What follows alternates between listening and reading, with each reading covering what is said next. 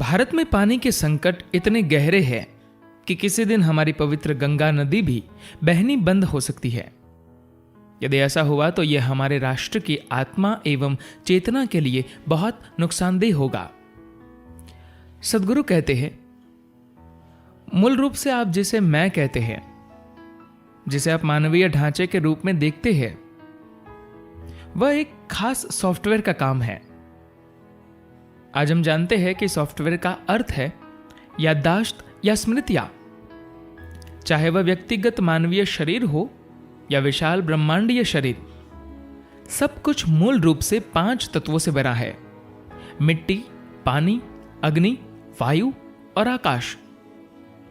और इन 5 तत्वों की भी अपनी अलग स्मृति है। यही कारण है कि वे एक विशेष ढंग से व्यवहार करते हैं।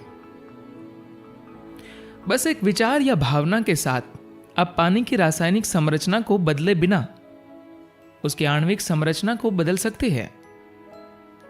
बिना किसी रासायनिक परिवर्तन के वही पानी विष भी बन सकता है और जीवन का अमृत भी।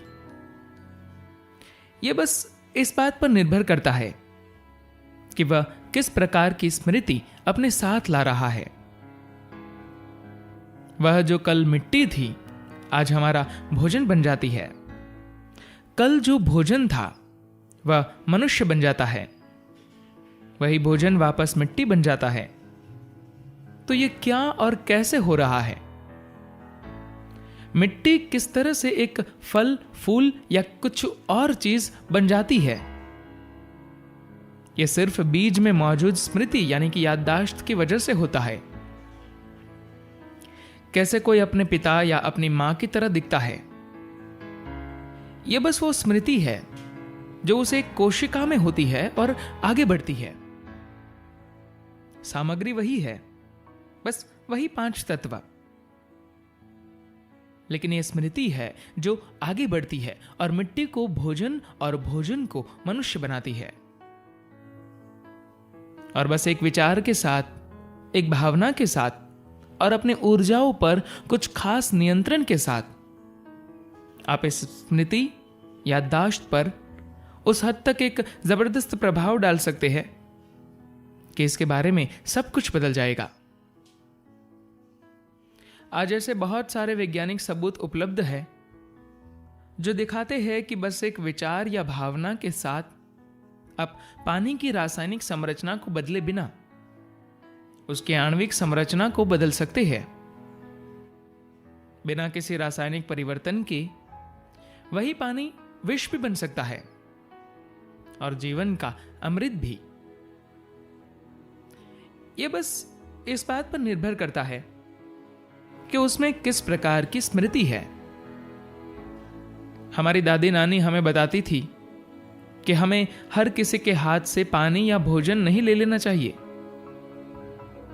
हमें यह सिर्फ उन लोगों के हाथ से लेना चाहिए जो हमें प्रेम करते हैं, हमारी परवाह करते हैं। यही कारण है कि भारत के परंपरावादी घरों में लोग पीतल के अच्छे बर्तन रखते हैं जिन्हें वे रोज धोकर साफ करते हैं, उनकी पूजा करते हैं और तब ही उनमें पीने का पानी भरते हैं। मंदिरों में जब तीर्थ प्रसाद के रूप में एक बूंद भी पानी देते हैं तो हम सभी करोड़पति धनवान भी उसे अत्यंत आदर और श्रद्धा के साथ ग्रहण करते हैं, क्योंकि वैसा पानी आप किसी भी कीमत पर कहीं से खरीद नहीं सकते। यह पानी ही है जो दिव्यता की स्मृतियां रखता है। यही तीर्थ है। लोग इसे पीना चाहते हैं जिससे ये उनको उनके अंदर की दिव्यता याद दिलाए। भारत में आज ऐसे बहुत से शहर हैं जहां लोग 3 दिनों में एक बार ही नहा पाते हैं। भारत की संस्कृति, हमारी परंपराएं ऐसी है कि चाहे कुछ भी हो, चाहे हम खाए नहीं पर स्नान अवश्य करते हैं। आपको लगता था यह सब अंधश्रद्धा है, पर अब वैज्ञानिक भी यही बातें कर रहे हैं। वैज्ञानिकों ने यह शोध किया है कि जब पानी जबरदस्त रूप से पंपिंग करके ऊपर चढ़ाया जाता है तथा लेड और प्लास्टिक के पाइपों में से कई बार मुड़ते हुए, ऊपर नीचे होते हुए गुजरता है और आपके घरों तक आता है, तो उसकी आणविक संरचना बदल जाती है। इन सब मोड़ों और झुकावों के कारण पानी पर बहुत नकारात्मक प्रभाव पड़ता है। पानी में याददाश्त है, स्मृतियां है, और आपके भौतिक अस्तित्व का, आपके शरीर का 72% भाग पानी ही है। अब बस एक लंबी बोतल है, तो अगर आप एक बर्तन में रखे पानी को सुखमय, आनंदमय बना सकते हैं, तो क्या आपने शरीर के अंदर के पानी को सुखमय, आनंदमय नहीं बना सकते? यही योग का विज्ञान है। भूत का अर्थ है तत्व और भूत शुद्धि का अर्थ है शारीरिक व्यवस्था के अंदर 5 तत्वों की सफाई, यानी शुद्धि। भूत शुद्धि योग का सबसे मूल पहलू है। योग का जो भी प्रकार आप करते हैं वह भूत शुद्धि क्रियाओं का ही एक छोटा हिस्सा है। आपके जीवन के लिए पानी अत्यंत आवश्यक तत्व है, लेकिन आज भारत पानी की जिस स्थिति का सामना कर रहा है वह वास्तव में बहुत कठिन है। 1947 में भारत में जितना पानी प्रति व्यक्ति लोगों को मिलता था, आज उसका बस 18% ही मिल रहा है।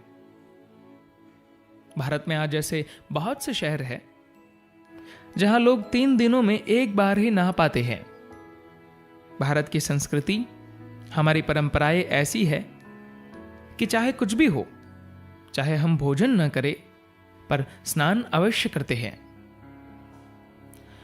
अभी यह परिस्थिति हो रही है कि बहुत से लोगों को रोज नहाने को नहीं मिल रहा है। यह कोई विकास या प्रगति की बात नहीं है, ये कोई खुशहाली नहीं है। ऐसा लगता है कि अब वो दिन आने वाले हैं जब हमें पानी भी एक दिन छोड़कर पीना पड़ेगा। एक राष्ट्र के रूप में हम पर्याप्त रूप से संगठित नहीं हैं। नहीं हमारे पास इतने साधन है कि हम एक स्थान से दूसरे स्थान तक लोगों के लिए पीने का पानी ले जा सकें। लाखों लोग बिना पानी के मर जाएंगे। कुछ साल पहले जब मैं हिमालय में घूम रहा था तो मैं गंगा नदी पर बने टहरी बांध पर पहुंचा। मुझे मालूम पड़ा कि बांध में पानी का स्तर इतना कम हो चुका था कि बस 21 दिनों का ही पानी बचा था। अगर 21 दिनों में बारिश न होती तो वहां से आगे गंगा न बहती। क्या आप इस बात की कल्पना कर सकते हैं कि अगर गंगा बहनी बंद हो जाए तो भारत के जनमानस पर इसका क्या असर पड़ेगा? गंगा हमारे लिए केवल एक नदी नहीं है। आज कुछ आध्यात्मिक समूह हैं जो गंगा को बचाने के, उसे पुनर्जीवित करने के प्रयत्नों में लगे हुए हैं, और वे इस बात से बहुत चिंतित हैं कि गंगा को किस तरह बचाया जाए, कैसे उसे संभाला जाए। भारतीय लोगों का गंगा से एक गहरा भावनात्मक जुड़ाव है। शहरों के लोग शायद इस बात को ना समझे, पर एक सामान्य भारतीय के लिए गंगा जीवन से भी बड़ी है। यह सिर्फ नदी नहीं है, यह उससे भी ज्यादा है। यह हमारे लिए जीवन का एक प्रतीक है। अगर बरसात आने में 2-3 सप्ताह की भी देरी हो जाती, जो किसी भी वर्ष हो सकता है, तो बांध से नीचे की तरफ हमें गंगा दिखाई ही न देती। तो अब बस स्थिति ऐसी है, या तो हम जागरूकता पूर्वक जनसंख्या पर नियंत्रण करें, या फिर प्रकृति ये काम निर्दयता पूर्वक करेगी। हमारे सामने चुनाव के बस यही विकल्प है। ये मेरी नीति नहीं है कि हम अपनी जनसंख्या न बढ़ाई। बात बस ये है कि अगर हम स्वयं जागरूकता पूर्वक इसे नियंत्रित नहीं करते तो प्रकृति इसे निर्दयी ढंग से करेगी। हम अगर मनुष्य है तो हमें यह काम स्वयं ही सचेतन रूप से करना चाहिए, ताकि हमें किसी खराब परिस्थिति का सामना न करना पड़े। धन्यवाद।